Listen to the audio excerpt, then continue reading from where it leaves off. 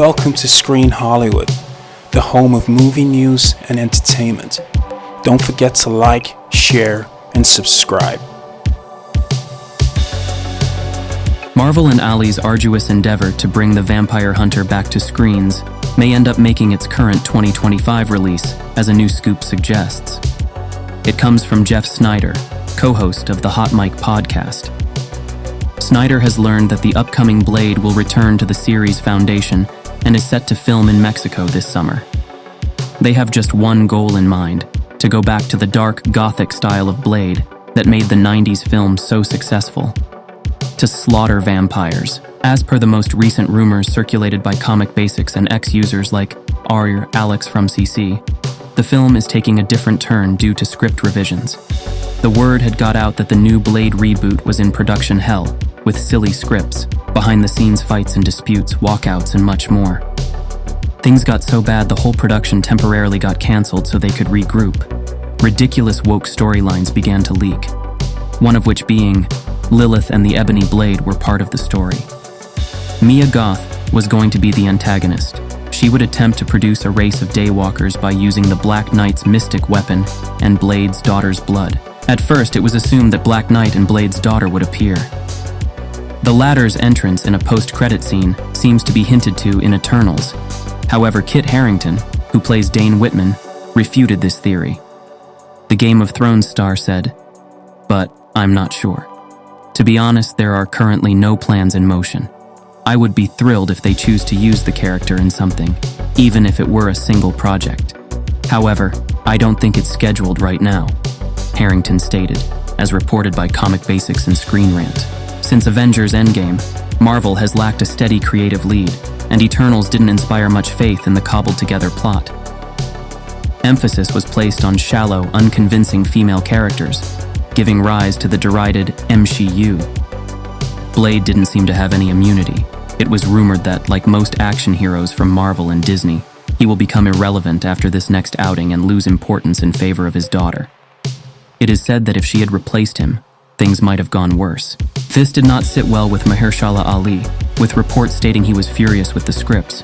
He is hell-bent in maintaining a grim R rating like the Wesley Snipes film. The script was reportedly revised 4 times since 2019.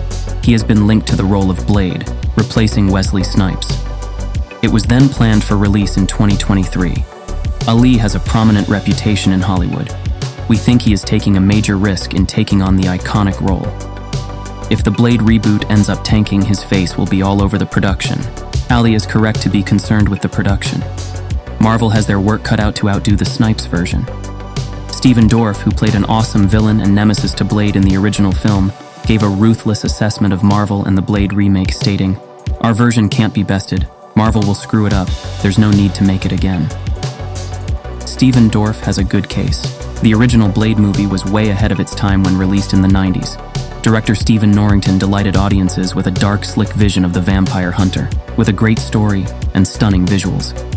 The film was beautifully shot with some breathtaking sequences that rival films today in the same genre. When Blade was released in 1998, it became an instant hit worldwide, raking in a whopping profit for New Line Cinema. A bonus to the iconic film upon release date was the huge success of the soundtrack, which swept across nightclubs like wildfire across the world.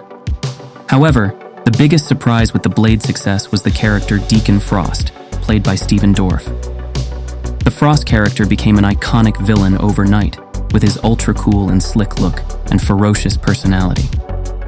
Frost developed a huge cult following which surprised the production team and Dorff. Die-hard fans to this day claim Deacon Frost is the main reason Blade was such a great film. This testament proved to be correct when Stephen Dorff won the Best Villain Award at the MTV Movie Awards. New Line Cinema noticed this interest in the character, and developments began between Dorff and Stephen Norrington to produce a Deacon Frost solo prequel film. This never happened, which is a shame. Despite Marvel's recent poor performance in the box office and streaming, there might be hope for the new Blade movie.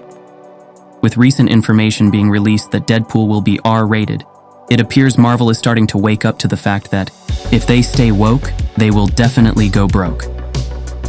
Deadpool is likely to be Marvel's biggest grossing film in years. With them finally producing R-rated content, they will follow suit with Blade. It's simple. If the new Blade movie is R-rated, we are confident it should be a good movie, even if it doesn't outperform the original film. Let us know what you think in the comments below. Do you think Blade will smash it? Don't forget to like, share, and subscribe. See you in the next one.